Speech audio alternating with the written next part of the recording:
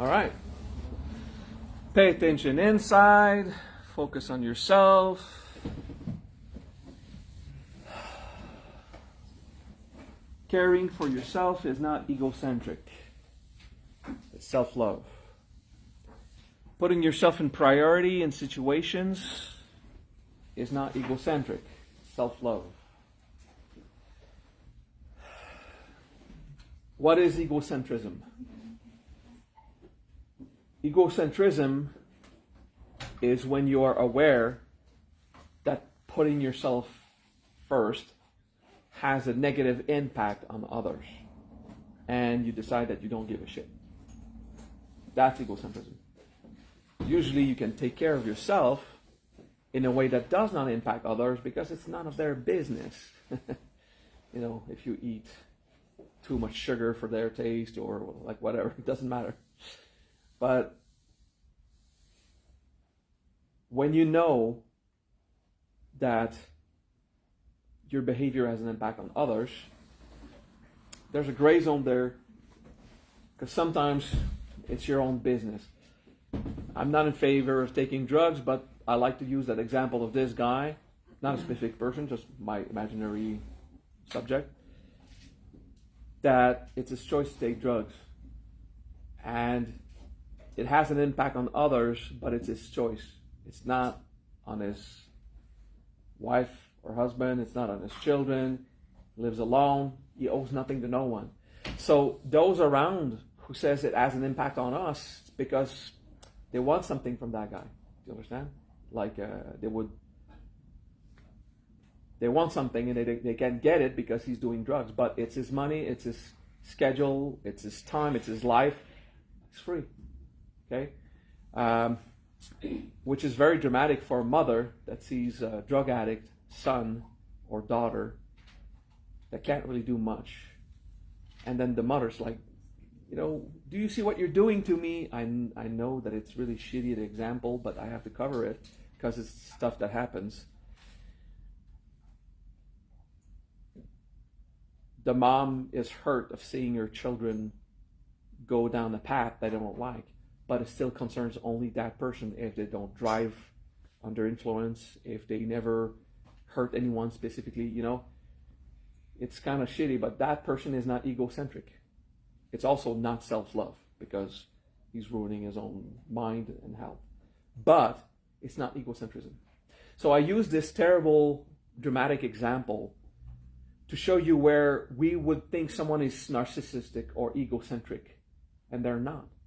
It's egocentric if a father chose to have children and then stays in a state of addiction, having a dramatic impact on children, because when someone has children, they choose or not, but they have a responsibility.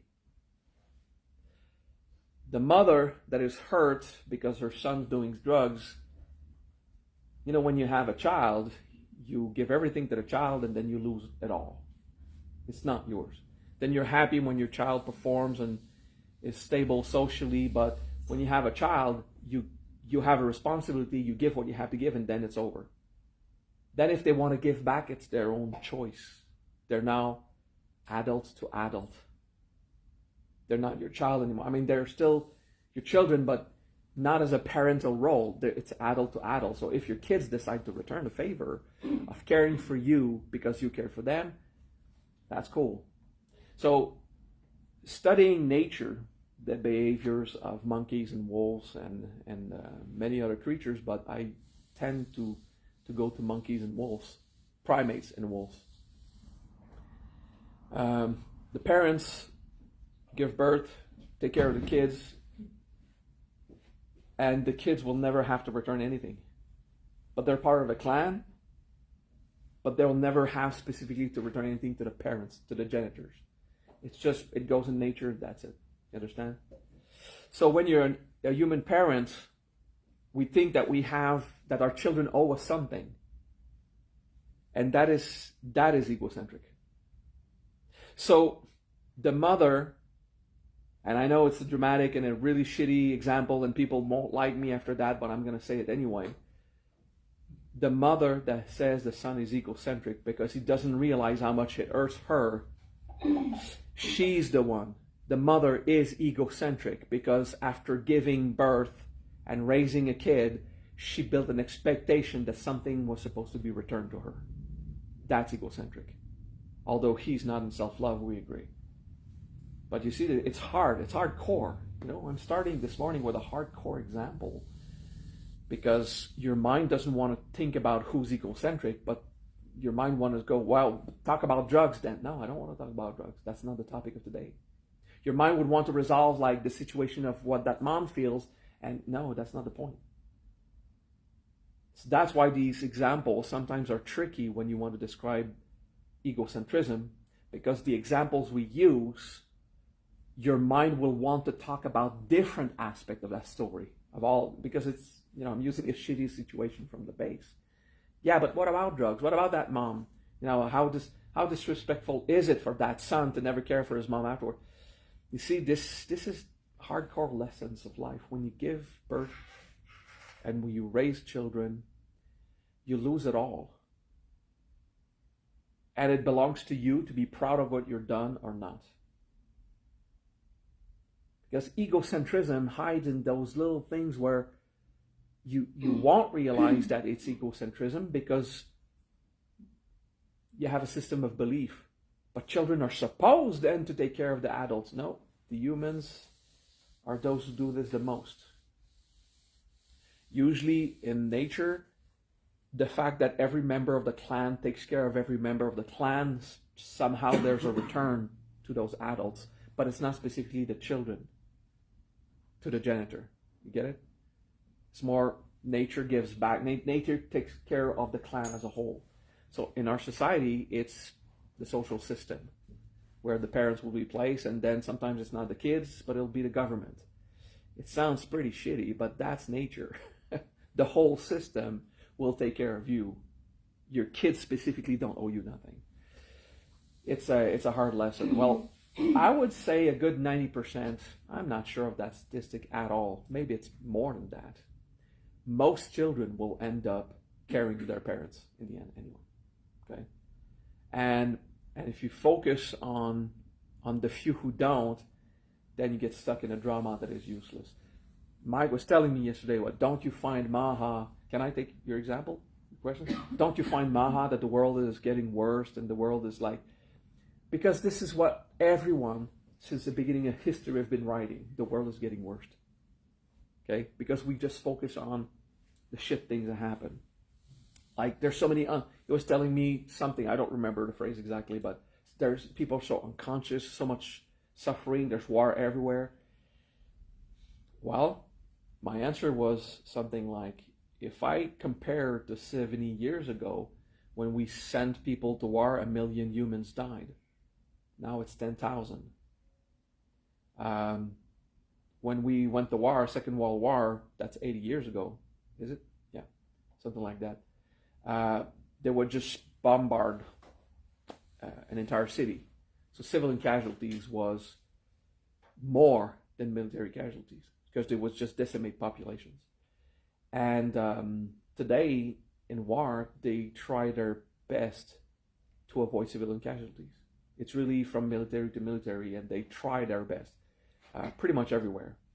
So you hear me say that, you say, oh my God, Maha's in favor of war. No, that's not what I said. I hate it. Like, what the hell? We don't want war. I'm just saying, if you think about progress, humanity has greatly progressed. War is still a problem. Should not be. But it is. People do that. Humans do that. But it's much better. But, the education system is going to shit. Like, the quality, the salary to the teacher. I know. Okay? 100 years ago, most people did not have an education system. So if you compare to 20 years ago, because 20 years ago, it was going fine. It was in between wars. Everyone was saying the world is going to shit, but it was actually better than now. Healthcare system, social system, education, everything was a bit better 20 years ago. But if you go 20 years before that, it was worse. Now think about the violence at school.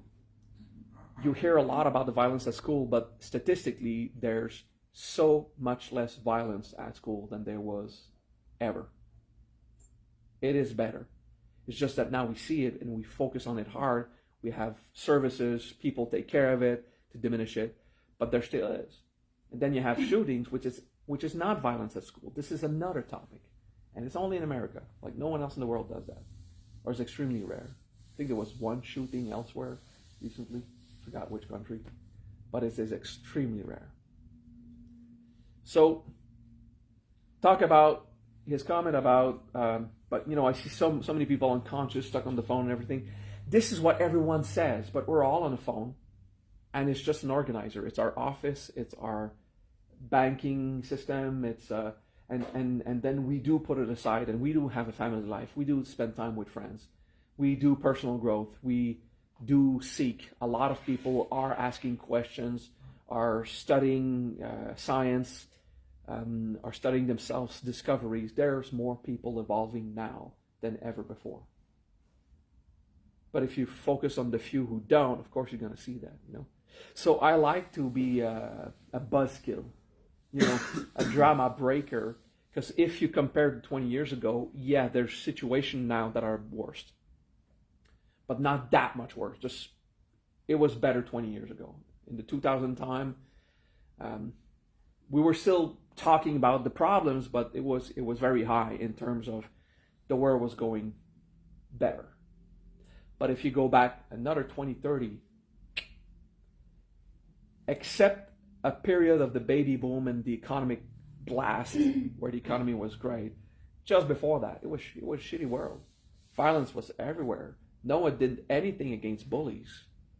Okay, so if you go back 2,000 years, humanity is doing fine. We're great. So why are we evolving so much? We're evolving so much because we eat. People filled with problems and drama today never even question if they're going to have a meal tomorrow. And not so long ago, you were working to make sure you have a meal tomorrow. And that was as safe as it got. Okay? Just 70 years ago, 100 years ago. A part of the population were in big cities with a system and everyone else was in the field, and hopefully we have food today. And in winter times, you skipped a few meals sometimes. It happens. Okay?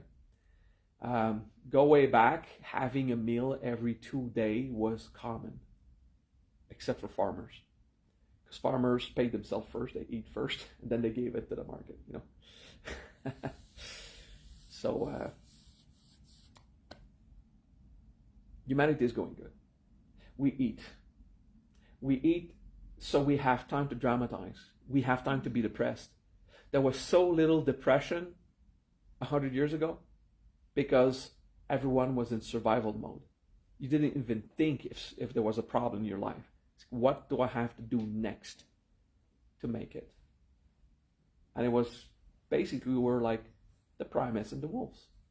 You hunt every day, you eat every day. You don't hunt one day, well, you don't eat that day. That's how it is. That's how it was up to not so long ago. And people were living, communities together in small spaces. Less resource, less cost. Keep the heat on. People made a pile of people, like little kittens make a pile of little cats. Yeah. Well, people made a little pile of people. Like cows do that, right? I don't know if you've seen cows. They do pile of cows. It's quite funny because they really pile up in a triangle, like one's over all of them. I went to India and we had to do slalom between piles of cows on the street because the asphalt is warmer than the field. So they do piles of cows on the street. So at night, when the sun goes down, kitty cat piles of cows. Like 1 ton pile, 1 ton pile. It was pretty funny. So we had to go slowly, and then the guy get out with his stick, hit the cow, move it away. It was pretty funny. Anyway, so the world is getting better. But we're focused, we like to dramatize. We like to focus on what's going wrong. There's a wise part of that because now we can fix it. We can say fix it. But just criticizing is useless. The world is at war, the world's so bad, there's so much violence. Criticizing is not productive. Asserting facts, there is violence. What can we do about it? That is productive. Okay, so that's just a little blurb this morning about an attitude to have towards life and problems, because it doesn't look like it, but it's still part of my presentation on egocentrism and what it is. Okay. With this mind of drama that I was talking about, many of us, and anyone around you, will have this kind of thing of focusing on the problem, and instead of being creative and proactive, will just criticize. And in doing so, will call you egocentric, because they don't get something out of you. Do you understand that? Mm-hmm. All right. Now switch that. You do that. Now you do that to people when you find people egocentric.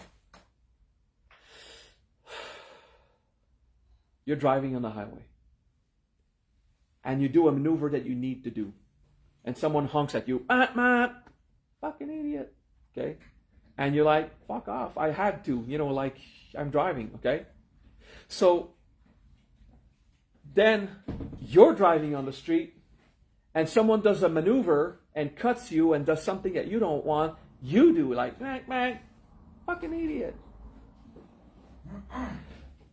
The person that was there in that car needs to do that. They're doing their maneuver, and everyone drives differently. Just gonna wait since everyone is looking at that flower girl. Even when she's not carrying flowers, she's a flower girl, in terms of style of person. All right, so you're driving down the street, someone cuts you, you're angry at them, you think they're egocentric because they drive just for themselves. But the thing is, you do too. And is it that bad? Because as long as no one hits anyone, it's just do your best, follow the laws, and respect others, have courtesy, but also go where you want to go. That's basically it, right? I'm using the highway example so that you realize you will have these reflexes, because you can do a lot of personal growth and say, there's a way to look spiritual. All you have to talk is with a lot of air. Namaste. I'm here to teach you spirituality today. We're going to have a study of compassion, and if you have to tilt your head down and right a bit, okay? So we're going to study compassion and be very loving towards ourselves and our neighbors and the world for the benefits of all beings, and you can be like this and never swear, and then you get on the highway, oh, fuck off, because moments that you're not playing your holy role, this fake persona of spirituality, is when you're alone and no one watches, and you're on the street and you're driving and you're aggravated because other people also need to drive on the same street, and they're just like you. Okay, yeah, there are a few idiots out there. I get it. Not much. Most people are just wanting to go where they want, just like you. So try to look at this, where you think someone is egocentric, and when you honk, they're looking at you, oh, this person is so egocentric, because they want to drive how they want, and I can't go where I want, because I need to exit now, like, it's life.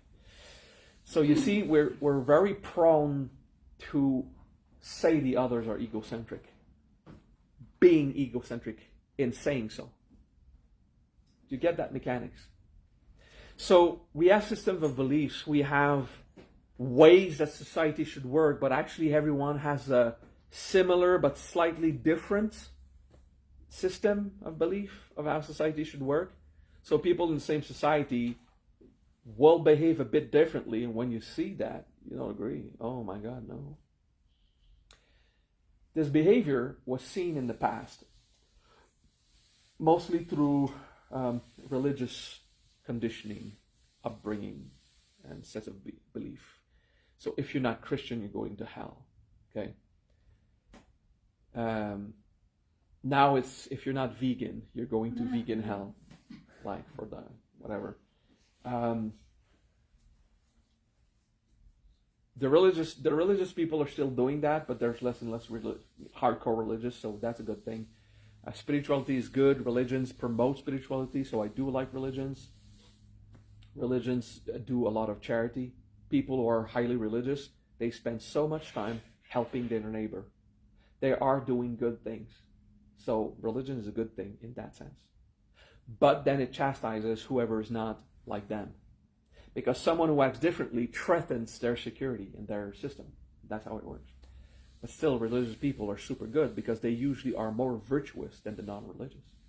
They do good. They forgive. They try their best. You know, they're compassionate. They really do have an active spirituality, most of them.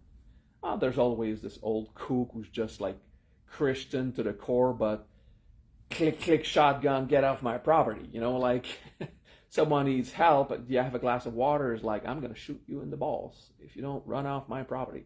So yeah, there's always these few kooks that are Christian to the core, but they don't have love for themselves or others. But these are super rare, okay? Most spiritual people are really good people. They try, okay? But they're stuck in a judgment, which is, if you're not like me, we need to eliminate your existence. You know, the arrogance against fire. So we're like that too. We're still like that. But it's not, if someone is Christian or Muslim or Hindu, is how you drive on the highway is different than how I drive on the highway, or I believe you should drive on the highway. It's more refined. And then it's your nutrition behavior, like the vegans, but sometimes just non-fat people. I consider myself not fat. I'm slightly chubby, but I'm not huge fat. So not obese people, I would say, tend to, I was looking for the word obese because, you know, I'm Google translating from Spanish and French in my head all the time. So the non-obese people can easily look at obese people, but you should like this, and you eat too much sugar, and you know, this is the bread, and someone else has a belief, no, it's the fat you eat and everything. Now it's proven that when you eat fat, it's not making you fat, it's when you eat sugar that makes you fat. But this is science. Most people don't know that. They're still into the bacon makes you fat. No, it's the bread on the hamburger that makes you fat. It's not the burger. Anyway, this is like new stuff where they found that cholesterol is not made of fat, it's made of sugar. So, wow, new discovery. It's a few years now, and it's like, shit. So if you cut the sugar, you're better. But most people don't know that. So they look at you and they say, this is how you should manage your diet. Or they don't say it, they just look at you with judgment. It's like, yeah, I'm sure they're going to go and take their Diet Pepsi full of aspartame and shit, other kinds of poison. Well, you know, this is also science. Sugar-free sodas are not healthy, but they have proven to promote weight loss, for real. You do not put sugar on your body, so you do lose weight. It also kills your system in other ways. But, you know, weight loss, you want a weight loss? Yes, take your Diet Coke with your cake. Or take your Diet Coke without the cake, you know. Anyway, so you see, we have so much ideas, and everyone has a different idea of how nutrition should be. I like the medical research and some new age hippies like, but I've learned that, yeah, but what are the numbers? Like, what are the studies? Like, what are the results? And actually, you know, let's chill about that, you know. Let's chill, because, you know, if you do exercise and eat balance, usually you're cool.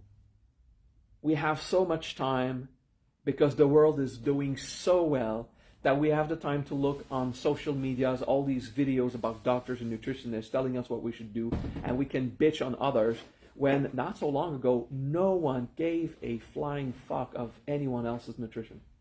No one. So we have the time to philosophically disagree on someone who drives differently on the highway, someone who eats differently, and then we judge what they look according to. This is so superficial. That's because the world is going well. And when you look at someone and say, but, you know, they should take their life in charge, and you think that they're egocentric because they only eat what they want to eat and they don't care for themselves, it's egocentric of us to think they should take responsibility so I don't have to suffer looking at them. Like, how arrogant is that, you know? Now, if I counsel someone who is obese, I'll give my opinion, but it will not be about superficiality. It won't even be about weight loss. It will be about cardio. Like, can you support that weight? If you can live well, like, who cares what you look like, except you know? So there's just lots of judgment that we have, and we are egocentric, saying the other's so egocentric. So whenever you think someone is egocentric, ask yourself, what am I losing? Remember yesterday's question? If I'm disappointed, if I'm angry, what am I losing? What's my loss? Now, if you think someone is egocentric, what are you losing? If you're angry or disappointed because someone is egocentric, you're the one who's suffering that, right? So it's because you can't get something you want out of that person. So you look at your lover, which is usually the person you find to be egocentric because they care for themselves. So you're so egocentric. If it was just an observation, you would just mention it and it would be done. But it's not just an observation. You are reacting. You are troubled by the behavior of the other. What are you attached to? What are you expecting that you're not having? You're the egocentric person. If you say someone else is egocentric and you have a reaction, you're emotionally not in peace. You are expecting something, or else there would be nothing to be lost. Do you get that? Let's breathe into that. Relax the abdomen and look at yourself. Now, this is a bit hard, but we have to talk about it sometimes. Often, when we see someone is egocentric and it hurts us, the challenge is that they really are egocentric also. Like, you're right. Your observation was right. But you're hurt. And that's what you should look at. Even if you are right. Sometimes the other is just taking care of themselves, or they have a different way of seeing things. They just don't have the same belief. Or culture, like whatever, any background. But you're thinking someone is egocentric. Usually the lover, sometimes the friends, but usually the lover, sometimes people at work. Oh, these people are so egocentric. And it aggravates you. What are you losing? What are you trying to get from someone else? Because trying to get something from someone else is egocentric. If they're not offering it, they're not offering it. But he's my lover. He should sometimes bring me flowers. No. If he does, be grateful. If he doesn't, well, don't put your love in a basket that will be empty soon, you know? Don't put your love into a system that will rob you of your love and go away. When you want to be happy with someone, a lover, a friend, children, parents, okay, co-workers, when you want to be happy with someone, be grateful when they bring you something and never expect anything from anyone. Be autonomous. Until there's a clear agreement. Then we're not talking about egocentrism. When the agreement is broken, we're talking about justice and integrity and responsibility. It's a different topic from today, okay? Think about all of these things that you hope others, like there's always this one guy or this one girl at work that is less performant than the others. Yeah. I mean, if they were more performant, you'd be the loser. You know what I mean? There's always going to be people more performant than others. That means others less. So there's always going to be that person less performant, and then you're aggravated by that. I mean, you can see some of them, of course, have the teenage behavior of being abusive. I get it. Okay, I get it. It's unjust. Okay, life is not fair. Life flows. Oh, do you find life unfair and it aggravates you? Okay? Life is unfair. Nothing in nature was built on fairness. It's a jungle out there. And we're still in the jungle as humans. So when you're hurt because something is unfair, it's because you expected the world to be fair with you, and it's not. This is not how the world works. You should work on being responsible and kind and fair. You want the world to be fair? Be fair. Be that person that brings more fairness in the world. And the more of us there is, the more the world will be fair. But nature at the base is not fair. It's turbulent. There's friction. It flows. So, refusing the truth that life is unfair, we build an expectation that life should give you something. So then you look at life and say, life is egocentric. Because my lover, my friend, my parents, my kids are not giving me what I want or expect. In my system of belief, they should. Yeah. I think you're starting to see where I'm going. With all these examples I keep giving, all that you expect from the world makes you look at them, disappointed enough, not getting what you want, telling them that they're egocentric for not considering you in their equation, and you're the egocentric one who is actually hoping to get something they don't want to offer. Breathe, feel it, try to look at yourself. This is not fun, I know. It's ego bashing, but it's good for growth. It's good to make you happy. My objective is to alleviate the amount of disappointments you have in life, which will alleviate your suffering, will make you more happy, or at least more at peace. Peace is good. Peace sometimes is better than joy, because in peace, at least you're good. But to show you a way to peace, I have to give you examples of what prevents peace. And that constant expectation that others will fill your needs. Sometimes these needs are very superficial, need of attention, need of validation, stuff like that. Let's breathe into that. Let's not stay stuck with the ball here. Let's get there. Like, okay, who am I in this?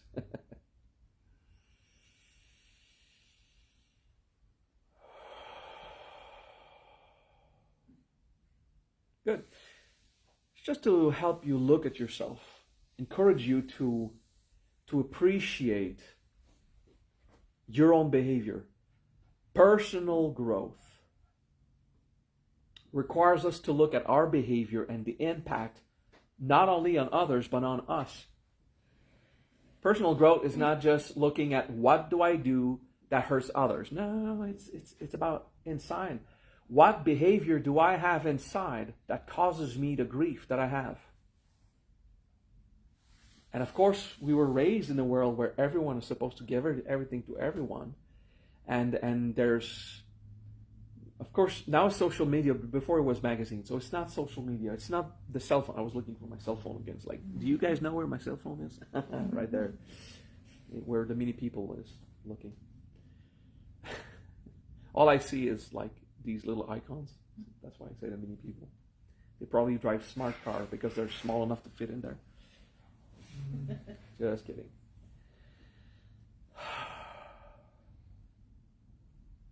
I felt you guys needed a break, so let's just chill. So, social media, before it was magazine and journals and how do we call it? Newspapers.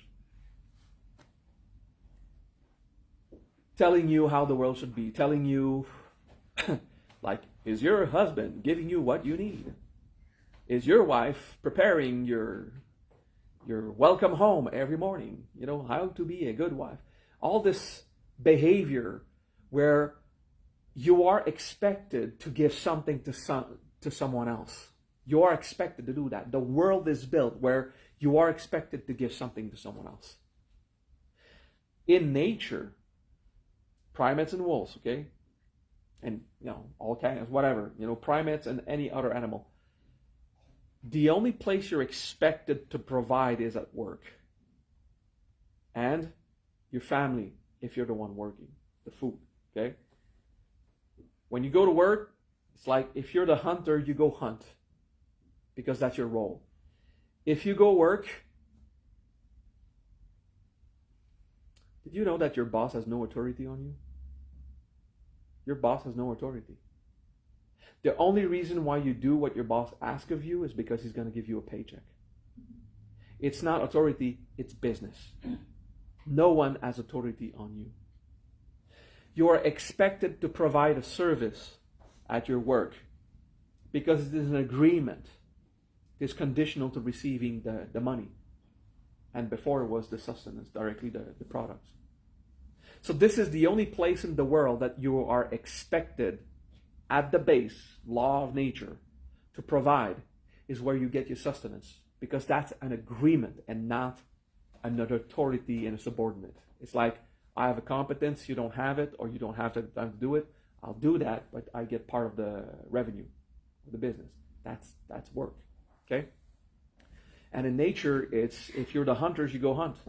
Because that's your purpose. This is how everyone survives. This is the only place in nature that it is planned genetically in our body that you're expected to provide, because you also expect the sustenance in return. Otherwise, free will. And you won't want to be in a relationship with someone who doesn't bring anything. Doesn't bring entertainment, doesn't bring money, doesn't bring fun, sex, affection, love, care. But no one's going to fill all your needs. Like a lover will bring you 50% of what you want, 30%. And that's good. The rest, you're on your own. But if you have this mindset that others are supposed to, but like I was raised like my wife is supposed to, like I work hard every day, I'm supposed to have a meal. Well, you have to choose someone who is grateful and wants to offer it. And that's fine. But, if the meal's not ready because she's burnt out, because you have 7 kids and whatever, don't be in a relationship with someone who just takes and takes and takes and don't give. But it's still their choice whether they give or not. Do you understand that? It's difficult to make the difference. Like, well, what's the point of being in a relationship when the other doesn't bring anything to the relationship? And I'm talking friends, lovers, co-workers, like any kind of relationship. Parents and children is another category, because parents are supposed to give everything and lose it. And children, well, be grateful when they return it. And most of the time they do, so it's cool. They won't at 16. At 16, it's like, I don't need my parents. I'm fully autonomous. I don't need them to tell me what to do. They open the magic fridge into which the food appears daily without explanation. They go to their room that they've paid the rent, or they don't even know that the rent is paid for that. Like, I'm autonomous. I can do anything. We're like that, We expect from the world so much. And when we don't have it, instead of saying, I am greedy, we say, you are egocentric. Because what you're giving to you, I would rather you give it to me. So if you give it to you, you are egocentric. This is an egocentric that sees egocentrism in everyone else. Your lover is not supposed to bring you everything you need. Be grateful for what they bring, and if it's not enough, change lover. Unless you have children, then you made choices. It's life. And yeah, it's not as beautiful as I say. Yeah, there's conflicts, there's personality conflicts. Yeah, I get it.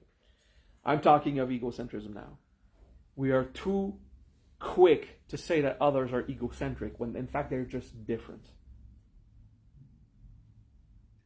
All right. That was the subject to talk about this morning. Let's breathe in that. Let's move on to the next stage of that. When I don't have what I want, whether I'm the egocentric or the other, or no one is, and it just doesn't happen. When I don't obtain what I want, and I'm disappointed, just go feel it.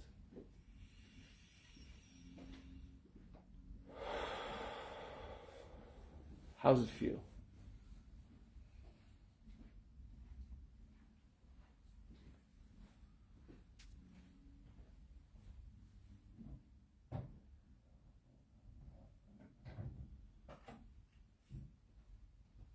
I'll repeat it. Just try to focus. How does it feel that you don't get everything you want from life or others? Just take a breath. What am I losing? Maybe you're doing it in general. Maybe you're working on a precise story. Doesn't matter. How does it feel that you're not completely satisfied? Just embrace that disappointment, that little part of emptiness inside you. The greed we have as a human wants to avoid that feeling of emptiness so much that we're going to work hard to force the world to give it what we want. That's greed. Greed would rather not feel the emptiness that I don't get everything I need.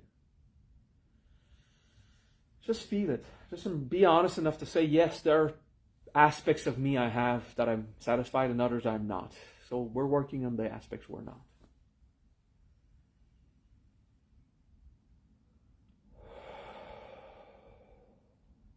Later we'll work on what can I do to get what I want. Manifesting, influencing life, that's another topic. First, we have to look at the base of an important part of our life of suffering. The phrase I just did was completely mistaken.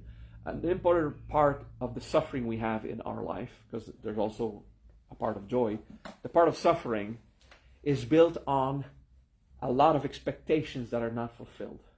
That's usually it.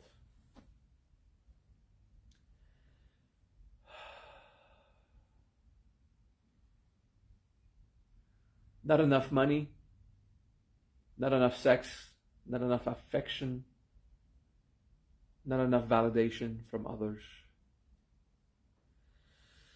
not enough comfort. Yeah, it is what it is.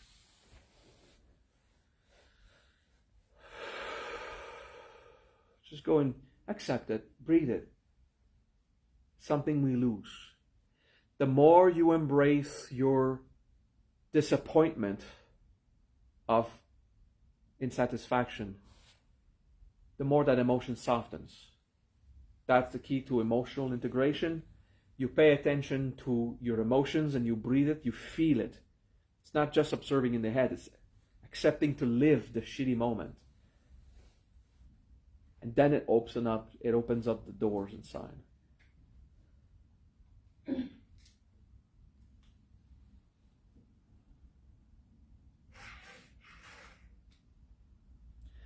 I like to mourn. When we start mourning, not people dying, but mourning what we lose of life. Mourning insatisfaction. When we start, it's unpleasant. But quickly, the feeling of liberation, of okay, I'll accept not to have everything. That's the switch. When you feel the disappointment and something says, okay, I'm not going to have everything I want. There's a loosening up, a letting go of that greed, of that pull. And there will be a letting go of feeling that everyone is egocentric but not me.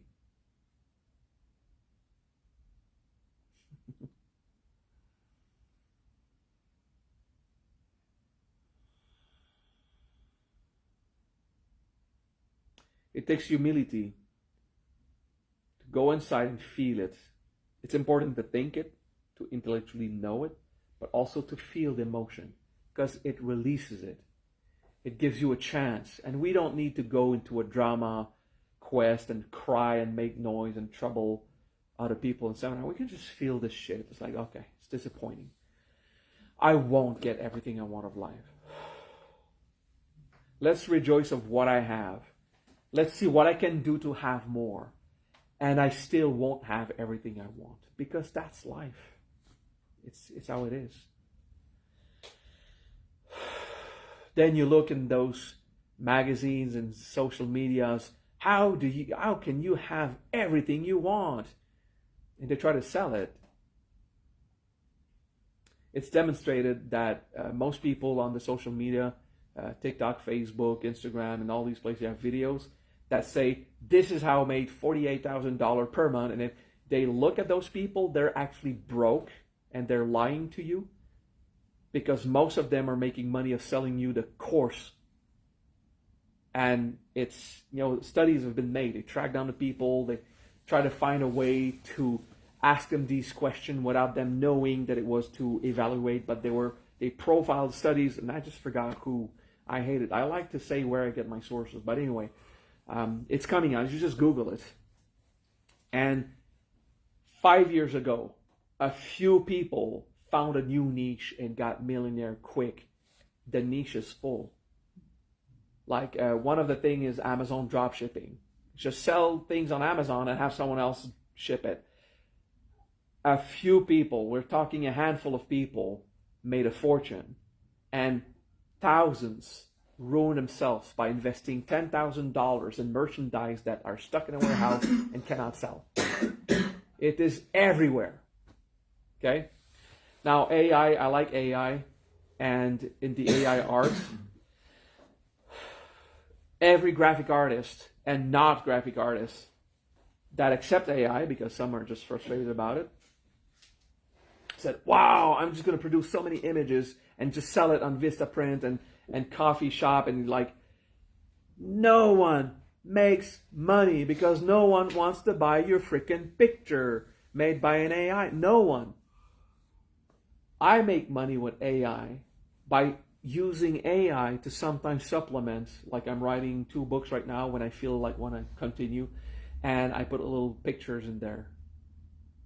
And then this ancient graphic artist, betrayal, copyright, and we're not making money. It's like, dude, I don't have the money to put images in the book. There would be no images in my book. It would be a black and white book, like every book has been published by me and most people, because we would not pay you for the images, because now I have little images and they're cool, all right? And I like it. But that's how it is. Like, I use AI for my video game that I'm building. I'm building a video game. It's a thing I do. I do a lot of things, but this is a thing I do. And it's going quite well, actually. I'm surprised it looks that good. I was afraid of a failure. It looks good. Whew, sometimes I do stuff and it's unprofessional, you know. Now, whew, this one, yeah, it's going to get good because I'm not the one doing all the work. That's why it's good. Anyway, so we use AI because we don't have the money to hire graphic artists. It would look shitty, and now it looks good because we have AI to help us. That's how it is, okay? But everyone using AI, I did a parenthesis on AI because I love it. Those who say, just found a niche, I'm going to get so much money. This is not how it works. I'm going to write a book. Everyone will make it. Everyone will love it. It's such important information. And then you print 1,000 books and you sell 5, 3 of which to your aunts and your grandma. And as a publisher, I know how it is. I've written so many books, and I barely round up my months with that. You don't make money writing books unless you write, 15 and have them translated in 4 languages like I did, and then get a little bit of everything, and then you hope it works. I get money from running my business, which is my publishing house. And I represent 11 authors, and that's how I just get by. Just get by. Seminars, not making a fortune. Actually, I hope I'm not losing in this one. That's just an example I give. Like, when I give seminars, I try to make the price just, hopefully I cover my costs. And when I have a bit more, okay, that's cool. Thanks for the donation. I'll recirculate it. That's me. Sometimes I'm happy with the donations. I buy myself a new video game, and it's like, it's cool. My students make it clear to me, like, buy yourself something for you. Yeah, but, my neighbor needs a new fridge, so just buy the fridge.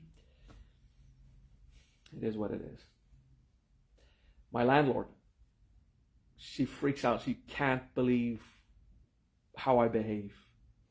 Like, I help her cover her costs for her building, like, not a lot, but a bit.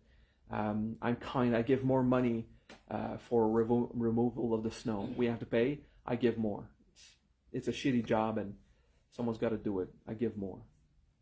And they can't believe how much I offer them. It's like, if I don't have money, I don't offer you money. That's why I live in a very, very cheap, it's like 300 something per month. It's nothing. But when I have money, I help them. It's like, she doesn't understand how peaceful I am, how I don't criticize. Like, sometimes I'm afraid you're dead. You don't make noise. You don't get out of home for 3 days. It's like nothing's happening. Well, I went to walk yesterday. You didn't see me? I mean, she's not looking like this. Like, is he going to get out today, or is he dead? I don't make noise. I don't trouble anyone. I'm super kind. They need help, I go. if it's not too heavy. And it's like, yeah, they can't believe it. But it is what it is.